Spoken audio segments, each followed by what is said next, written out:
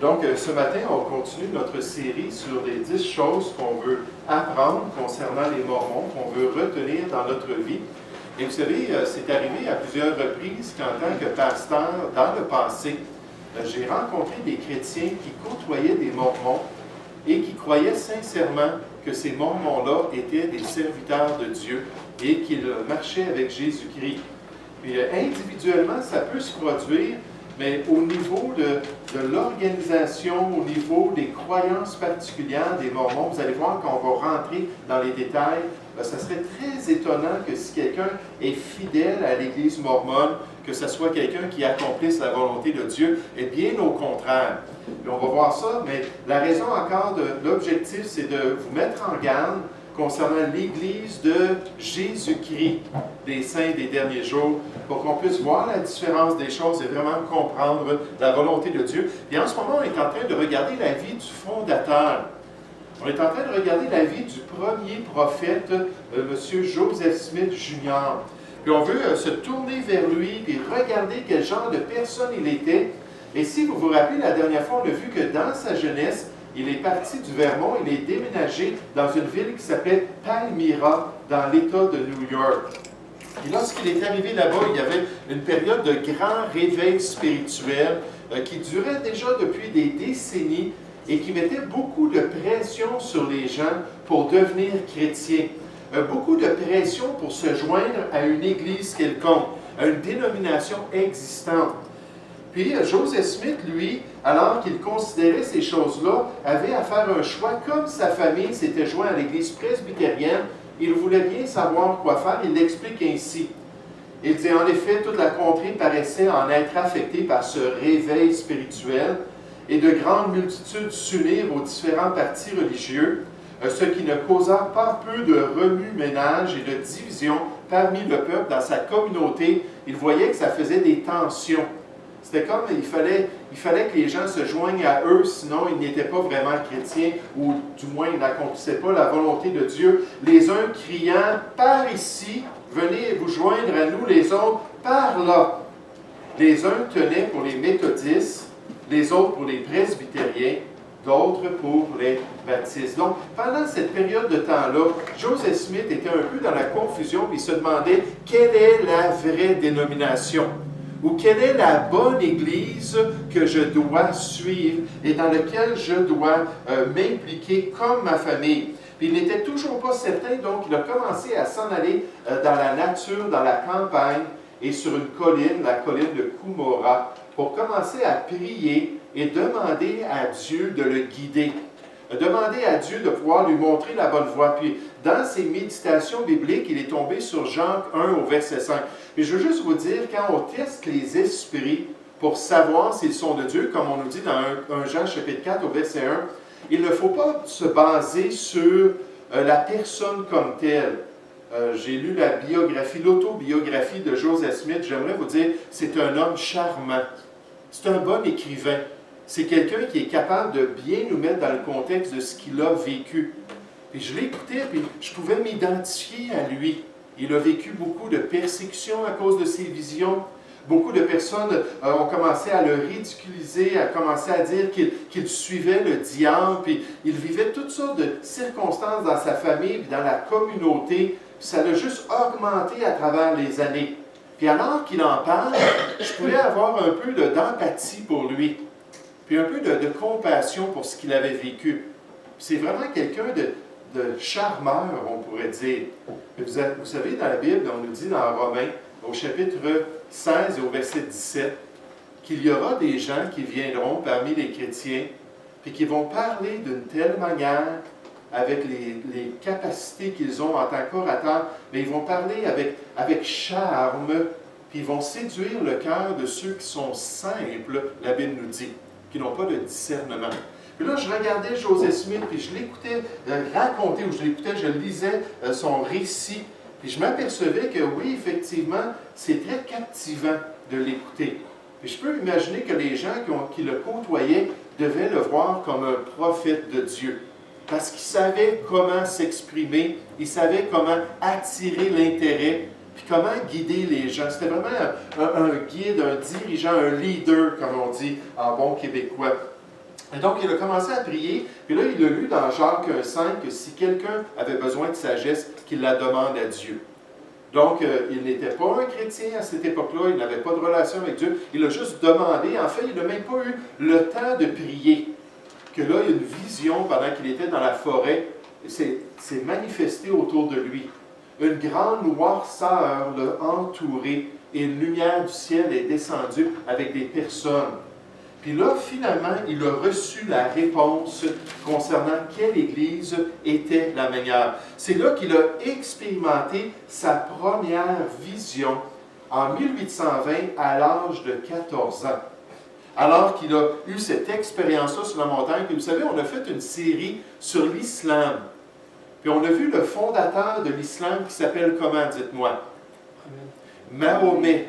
Puis vous souvenez-vous où était Mahomet lorsqu'il cherchait à connaître le seul vrai Dieu?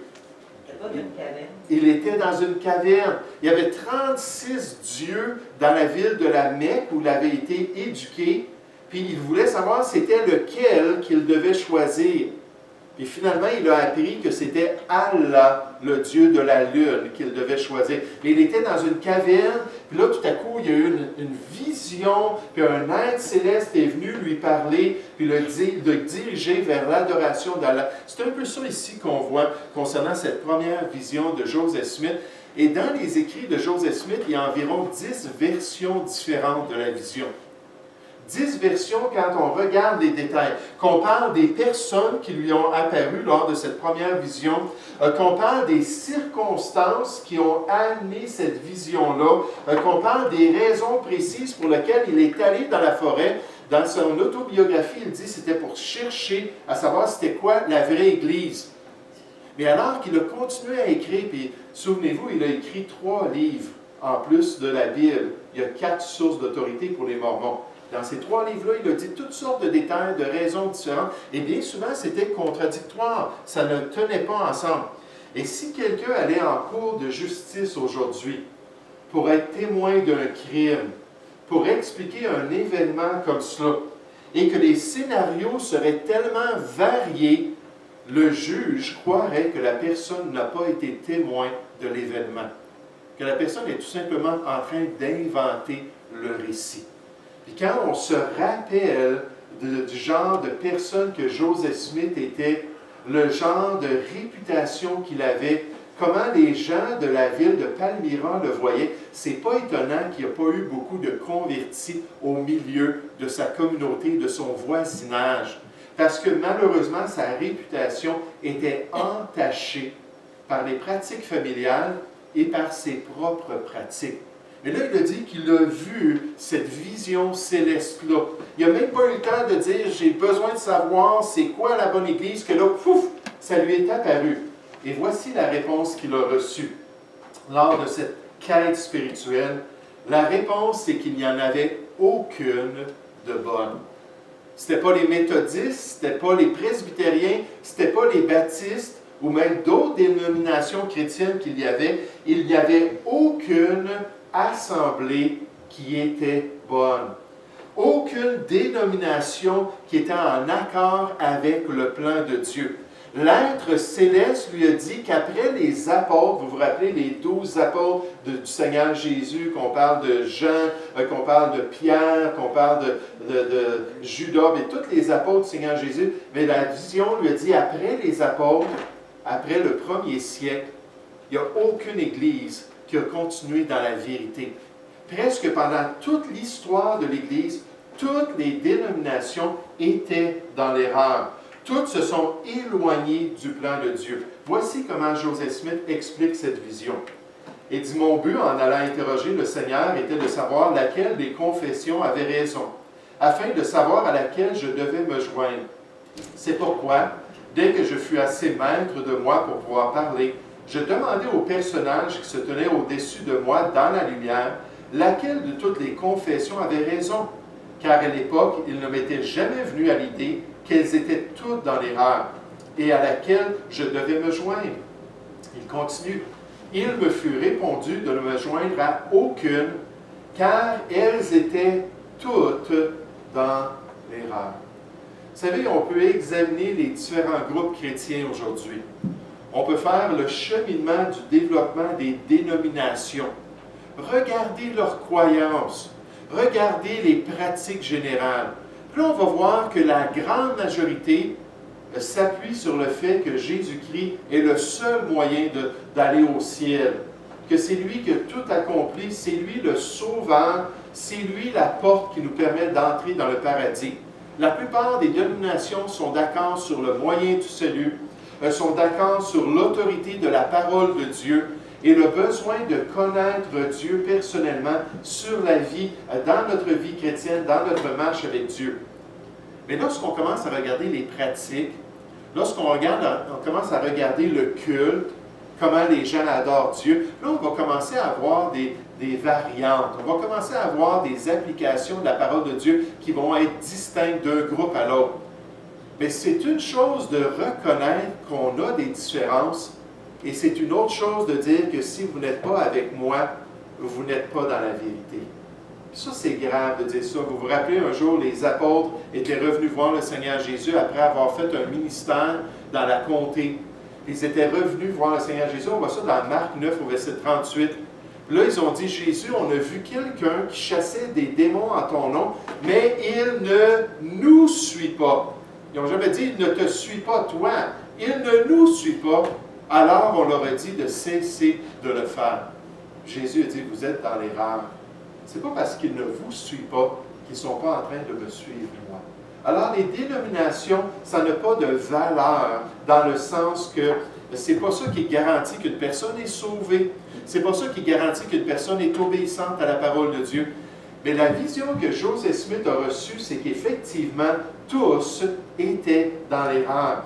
Il dit, le personnage qui me parlait dit que tout leur credo, on pourrait dire leur confession de foi, était une abomination à ses yeux.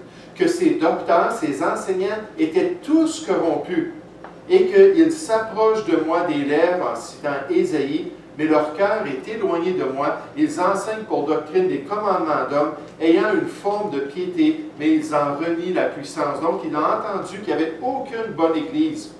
Il me défendit de nouveau de me joindre à aucune d'elles et me dit encore beaucoup d'autres choses que je ne puis écrire maintenant. Quand je revins à moi, j'étais couché sur le dos regardant au ciel. Lorsque la lumière eut disparu, je demeurai sans force. Mais je ne tardai pas à récupérer dans une certaine mesure et je rentrai chez moi. Donc il dit, il a entendu ce message-là qu'aucune assemblée dans l'histoire n'était demeurée dans la volonté de Dieu. Vous savez, c'est assez dur à digérer quand on considère les promesses du Seigneur Jésus.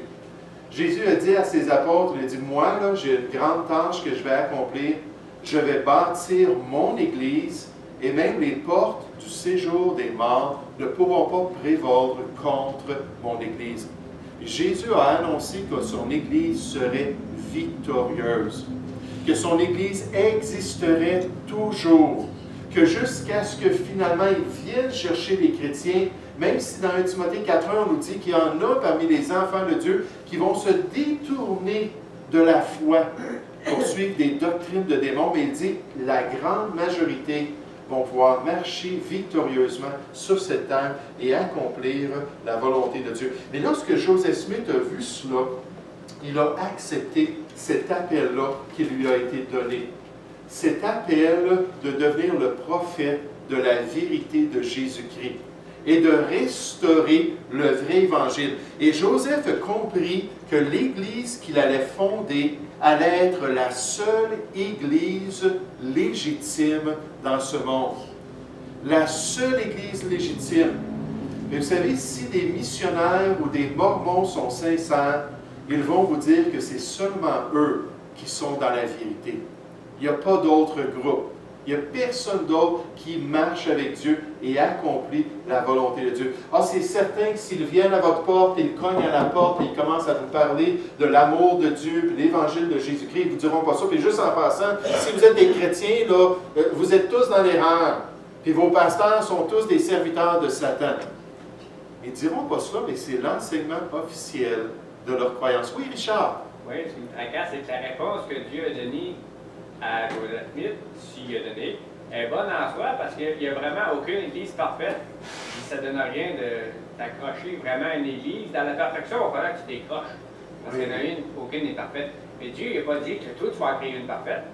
Oui, Il aurait pu dire, essaye-toi, mais elle va être parfaite aussi. Mais c'est certain que quand on regarde ce que Joseph Smith a appris, et surtout les révélations, il y a 138 révélations qui lui sont données. On va voir qu'est-ce qu'il a appris dans ces révélations-là. On voit que ça ne peut pas venir de Dieu, parce que finalement, Dieu ne se contredit pas. Dieu ne peut pas dire que le salut est en Jésus-Christ, puis ensuite dire que non, le salut, c'est dans vos efforts, et vous allez devenir Dieu un jour si vous êtes assez bon. Et toutes sortes de choses qui sont totalement contraires à la volonté de Dieu. Mais c'est vrai qu'il n'y a pas d'assemblées qui sont parfaites. C'est vrai que ça, il faut comprendre la distinction des choses. Mais là, il a compris que son Église allait être la seule vraie Église, et ça justifie la tactique des Mormons qui s'appelle le prosélytisme, d'aller et de chercher à convaincre des chrétiens qu'ils n'ont pas tout le plan de Dieu dans leur vie. Ils n'ont pas tout l'Évangile de Dieu. Pour pouvoir prendre des chrétiens, 85% des convertis chez les Mormons annuellement viennent de dénominations chrétiennes, de toutes sortes. Puis ils viennent qu'à convaincre les chrétiens qu'ils ont besoin de quelque chose de plus. Qu'ils ont besoin de plus d'informations, ils ont besoin de plus de révélations. Et Joseph Smith est venu compléter le plan de Dieu pour leur vie. C'est ainsi qu'ils réussissent à séduire les gens. Maintenant, les années se sont passées. Joseph, finalement, en 1823, a expérimenté une seconde vision. Et cette fois-ci, c'est un ange qu'il nomme Moroni qui lui est apparu. Moroni, vous savez c'est qui ça, Moroni? Ben voyons, c'est le petit bonhomme.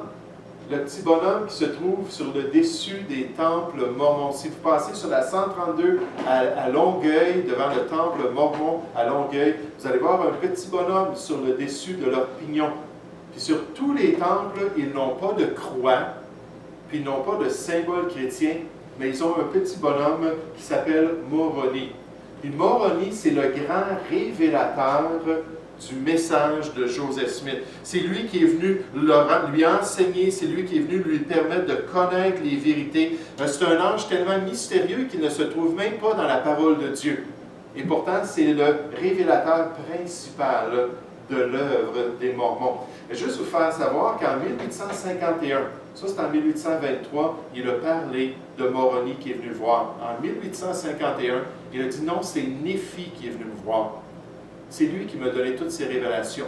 Et Néphi et Moroni, ce ne sont pas des synonymes. C'est deux personnages totalement différents de mes croyances. Mais Joseph Smith, quand on regarde ses écrits, puis en passant, il n'était pas rendu à 90 ans. Il ne commençait pas à expérimenter de l'Alzheimer, à oublier des choses. N'oubliez pas qu'il est mort avant l'âge de 40 ans. Donc, dans sa jeunesse encore, lorsqu'il donnait ces détails-là, il se contredit régulièrement, comme si ça ne s'était pas vraiment produit. Qu'est-ce que Moroni lui a dit? Moroni lui annonce qu'il y a sur la montagne de Cumorah, près de chez lui, à Palmyra, il y a des plaques en or qui ont été enfouies là, par un homme qui s'appelait Mormon. Il y a de cela environ 14 siècles. Donc, il y a cet homme-là qui est allé sur la montagne, qui a mis des plaques en or, et sur ces plaques-là se trouve la révélation de Dieu. Sur ces plaques-là se trouve ce qu'on appelle aujourd'hui le livre de Mormon, ce qui a été traduit par Joseph Smith. On va voir un peu le processus, comment il a traduit cela. Il a dit, je vais te montrer l'endroit, puis en vision, alors que Joseph Smith était dans son lit, puis qu'encore une fois, depuis des années, les gens lui disaient que c'était une erreur, les visions qu'il avait eues, ça ne venait pas de Dieu. Il a parlé avec des pasteurs méthodistes, des pasteurs presbytériens, puis c'était unanime, c'était à l'époque apostolique qu'on avait des visions. Là, la Bible nous donne toute la révélation qu'on a besoin. On n'a pas besoin d'avoir des visions. On n'a pas besoin d'avoir une nouvelle révélation. On a tout dans la parole de Dieu. Et lui, il était tanné d'entendre ça. Puis là, encore une fois, il demande d'être éclairé. Puis là, un ange lui apparaît qui s'appelle Moroni. Il dit, regarde, il dit, je vais te montrer sur la montagne à un endroit précis. Puis là, dans la vision, Joseph Smith a vu en partant de chez lui, à travers la montagne, et à l'endroit où se trouvaient ces plaques-là. Il dit, ça, c'est le témoignage du vrai évangile qui se trouve sur ces plans et que tu dois venir qu'à connaître personnellement. Et ça sera le livre de Mormon qui sera traduit ainsi. Mais il faut comprendre que pour les Mormons, il y a 4 œuvres standards d'autorité. Il y a 4 sources pour leurs croyances et leurs pratiques. Premièrement, il y a la Bible. Et vous allez voir qu'on va parler de la perspective que les Mormons ont de la Bible. Ils disent que la Bible a été totalement trafiquée à travers l'histoire. Et c'est seulement Joseph Smith, guidé par cet esprit-là, qui a réussi à faire une nouvelle version de la Bible, en enlevant dans la Bible, en rajoutant dans la Bible les choses qu'il a bien voulu. Et pendant quelques années, c'est ce qu'il a fait. Et donc, quand les Mormons nous parlent qu'on croit à la Bible, on peut dire, oui, mais la Bible, quelle Bible? La Bible éditée, version Joseph Smith. Ça, c'est la seule vraie Bible. Puis en passant, quand l'ange lui donnait des révélations, puis lui citait les Écritures, il citait les Écritures, mais en disant des choses autres que qu'est-ce que la Bible dit. Par exemple, Jean 3,16, tout le monde connaît Jean 3,16, car Dieu a tant aimé le monde. Et là, l'ange, au lieu de dire Jean 3,16 comme on le connaît, changeait ce qui était dit, puis lui donnait une autre révélation. Et là, Joseph Smith a compris que la Bible avait été trafiquée, parce que le messager céleste, lorsqu'il la citait différemment des versions qui se trouvaient à cette époque-là. C'est pour ça qu'il a commencé à barbouiller dans sa Bible, à rayer des choses, à rajouter des choses. Donc, il croit à la Bible. Deuxièmement, il croit au livre de Mormon. Ça, c'est le livre qui vient de ces petites tablettes en or qu'il aurait trouvées dans la montagne de Qumran. Ensuite, il croit aux doctrines et aux alliances. 138 révélations précises du plan de Dieu pour l'Église mormone. Et dernièrement, il croit à la perle de Grand Prix. Puis il y a 4 divisions dans la perle de Grand Prix, on aura l'occasion d'en parler un petit peu, qui donnent plus de détails concernant les croyances et les pratiques des Mormons. Donc, pour les Mormons, ce n'est pas seulement la Bible, mais c'est la Bible plus quelque chose d'autre. Ça, c'est vraiment une marque des sectes, une marque des groupes qui s'éloignent de la volonté de Dieu. Dans 2 Timothée 3,16, on nous dit que les Écritures ont été inspirées pour notre bien. Elles sont utiles pour nous nous enseigner, nous convaincre, nous corriger, nous instruire dans la justice. Et la Bible nous dit, afin que l'homme de Dieu soit accompli et propre à toute bonne œuvre. Le mot accompli, ça veut dire pleinement équipé, pleinement développé, mature. Et la Bible nous dit que dans les Écritures, on a tout ce qui est nécessaire pour servir Dieu et accomplir la volonté de Dieu. On n'a pas besoin d'autres révélations. On n'a pas besoin d'un autre prophète aujourd'hui. Lorsque Jean a terminé le livre de l'Apocalypse, c'était la fin du canon des Écritures et de la révélation de Dieu pour nous. Et pour les Mormons, ils ont plus que cela. Et Joseph Smith a reçu aussi des instructions concernant l'Urim et le Thummim.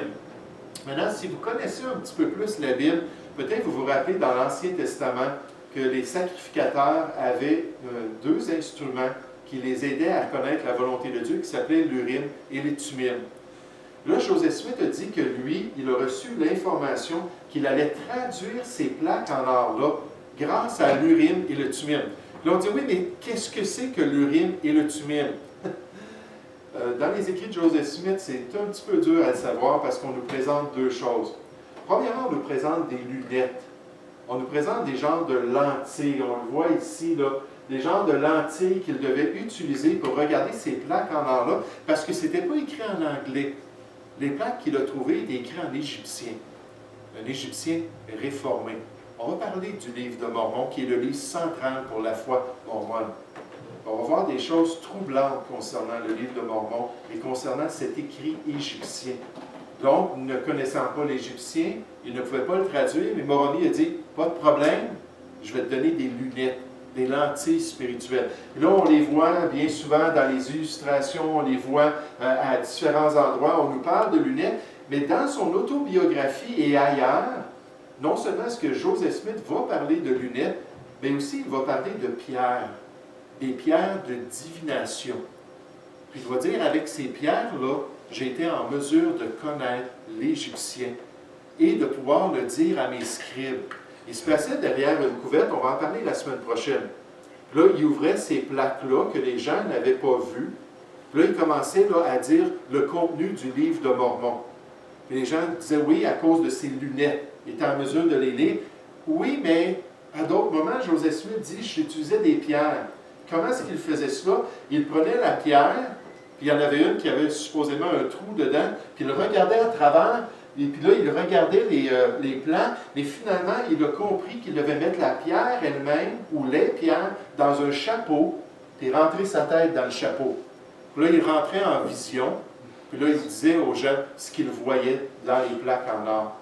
C'était comme ça qu'il était capable de traduire, comme ça qu'il était capable de comprendre ce qui se passait dans ce livre. Regardez ce que Joseph dit dans son autobiographie concernant cette révélation-là. Il dit qu'il existait, donc il, Moroni, dit qu'il existait, déposé en lieu sûr, un livre écrit sur des plaques d'or, donnant l'histoire des anciens habitants de ce continent et la source dont ils étaient issus, les Amérindiens d'Amérique. On parle de ces gens-là, on va parler des Néphites, des Lamatites, des différents groupes, des Jarédites, qui auraient vécu, qui auraient été les ancêtres des Amérindiens d'Amérique. On va expliquer pourquoi est-ce qu'il y avait la peau foncée. Qu'est-ce que les Mormons croient que la peau foncée veut dire concernant les gens. Donc, on nous parle de ces informations-là qui se trouvent sur les plaques. Il dit aussi qu'il contenait la plénitude de l'Évangile éternel. On ne peut pas pleinement connaître Dieu sans le livre de Mormon, tel qu'elle avait été donnée par le Sauveur à ses anciens habitants. Jésus est venu en Amérique du Nord, après sa résurrection, prêcher à ces habitants-là, puis établir son Église dans le passé. On va regarder l'archéologie, on va considérer tout ce que le livre de Mormon dit concernant ces habitants-là, leur ville, les animaux qu'ils avaient, l'agriculture qu'ils cultivaient. Et vous allez voir, il n'y a aucune preuve archéologique qui ait quoi que ce soit de ces faits-là qui soit historique et réel. En fait, un des grands archéologues de l'Amérique latine a dit concernant le livre de Mormon, il dit c'est de la fiction. C'est de la fiction. Ça ne s'est pas produit. Mais de toute manière, en outre que 2 pierres, donc là, les pierres de divination, contenues dans des arcs d'argent, et ces pierres, fixées à un pectoral, constituaient ce qu'on appelle l'Urim et le Thummim, étaient déposées avec les plaques, que la possession et l'utilisation de ces pierres était ce qui faisait les voyants ou les prophètes dans les temps anciens ou passés, et que Dieu les avait préparés en vue de la traduction du livre. Donc là, il sait où se trouvent les plaques, il a eu la vision, il part, puis il va en parler à son beau-père. Son beau-père dit, c'est beau. Vous vous souvenez, la femme de Mahomet, qu'est-ce qu'elle avait dit? Elle dit, c'est beau, ça vient de Dieu. Et là, ça donne que son beau-père était de son bord, il dit, c'est beau, vas-y, il trouve les plaques. Là, il s'en va sur la montagne de Cumorah, et là, il se souvient de la vision, oups, c'est là que je tourne à gauche, après ça, je m'en vais à droite. Là, il y a une grosse pierre, puis là, il prend une branche, puis il lève la pierre, puis en dessous de la pierre, il voit les plaques. Et là, l'ange Moroni lui apparaît et lui dit, attends un petit peu, c'est pas encore le temps de Dieu. Tu dois attendre une période de 4 ans. Donc, on est en septembre 1823, tu dois attendre jusqu'en septembre 1827 avant de pouvoir révéler au monde la merveille de l'Évangile de Dieu. Avant d'exprimer au Seigneur ce que Dieu a pour le monde et pour les nations du monde. Une dernière fois, le témoignage de Joseph Smith concernant ces 4 ans d'attente. Il dit, je fis une tentative pour les sortir, mais le messager me le défendit et m'informa de nouveau que le moment de les faire paraître n'était pas encore arrivé, ni le serait avant 4 années à partir de ce jour-là, le 23 septembre 1823. Mais il me dit de revenir à cet endroit dans 1 an exactement, à chaque année, juste pour avoir la confirmation de l'ange, en comptant à partir de ce jour qu'il lui rencontrerait et de continuer ainsi jusqu'à ce que fût venu le moment d'obtenir les plaques. Donc, la semaine prochaine, on va revenir. Là, on va voir Joseph Smith qui dit avoir pris ces plaques-là, avoir commencé à rentrer sa tête dans le chapeau, ou avoir mis ses lunettes, ses lentilles, puis expliquer le message de Dieu. Là, on va voir la réaction des gens, ceux qui étaient pour, ceux qui étaient contre. Puis comment l'Église s'est développée et comment finalement il y a eu toutes sortes de situations qui ont dû se sauver jusqu'à temps que finalement Joseph Smith soit assassiné et que le reste de ses disciples s'en aillent jusqu'au Utah. Et là, quand on va avoir tout établi ce fondement-là pour nous aider à comprendre l'histoire derrière l'Église mormone, là, on va se tourner vers 10 faits à retenir.